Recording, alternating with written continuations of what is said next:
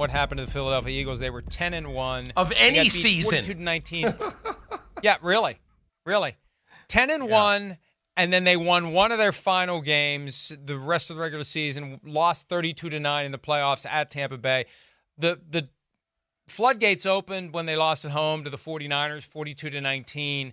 Nobody really knows what happened, and there's been some. And I don't really know what to characterize it. Craig Carton on FS1 saying that he knows what happened but not saying what happened. Well, how can we even begin to evaluate the accuracy of that? He said last week, it's a problem that would splinter any group of men.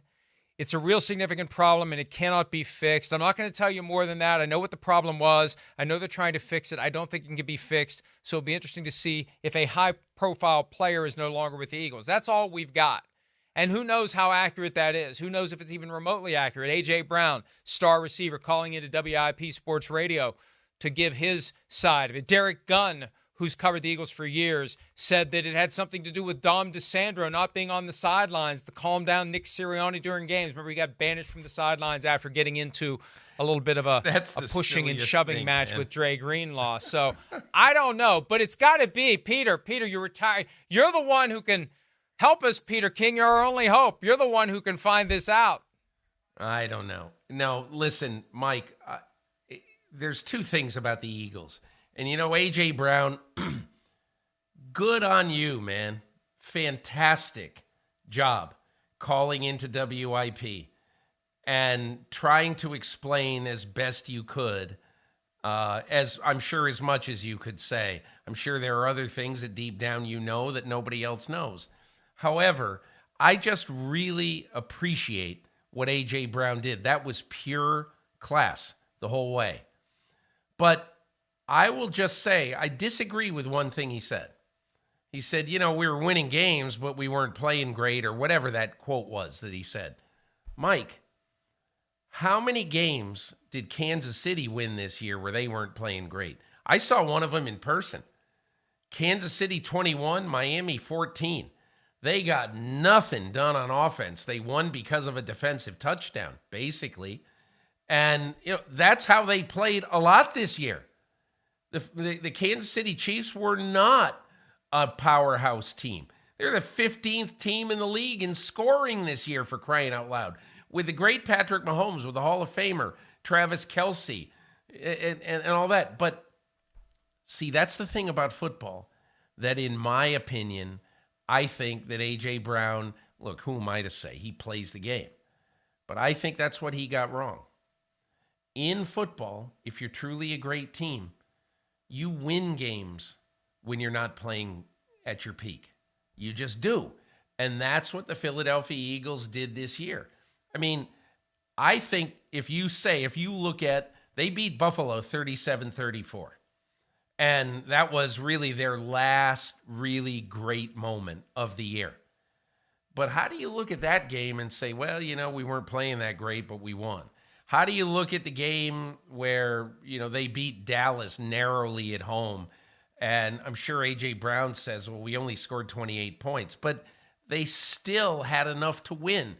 In the NFL, in these times, you are going to have some bad moments in the course of the year.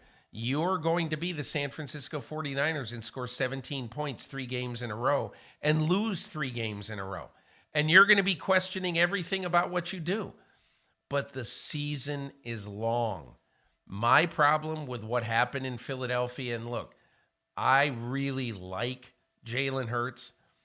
But Mike, I don't know how we haven't really talked about this very much.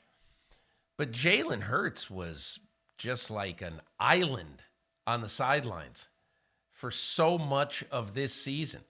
There'd be a disaster that happened, and he'd just be sitting there. He wouldn't be communicating with his teammates. What does Patrick Mahomes do on the sidelines? What did Tom Brady do on the sidelines? What does Lamar Jackson do on the sidelines? Man, those guys are involved.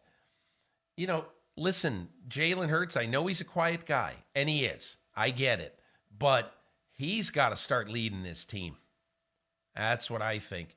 And I think also he would say that he's got to move some of these other things to the side these off-field things that you do. And look, I still think Jalen Hurts is going to be a really good long-term NFL player.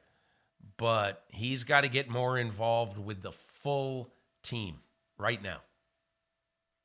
And you make a great point. Look, yeah, the Chiefs got embarrassed at home on Christmas Day by the Raiders.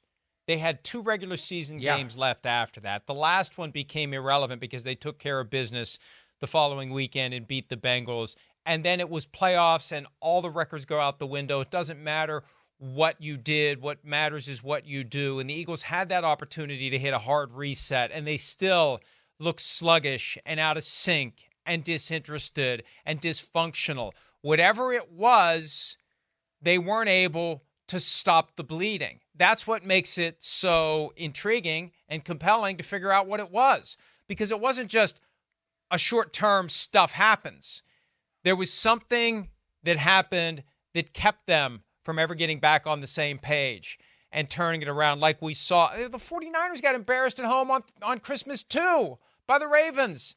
The 2 teams that made it to the Super Bowl got embarrassed at home on Christmas Day, and the Eagles won on Christmas Day, and that was the only time they won after losing the 49ers. It just shows you can fix it, whatever it is. And who knows? Maybe Craig Carton's right. Maybe it's something that isn't fixable, but it's just a weird cloud that's hanging over the Philadelphia Eagles this offseason. Hi, it's Mike Florio. Thanks for watching PFT on YouTube. Hit subscribe for the latest news and analysis from Pro Football Talk.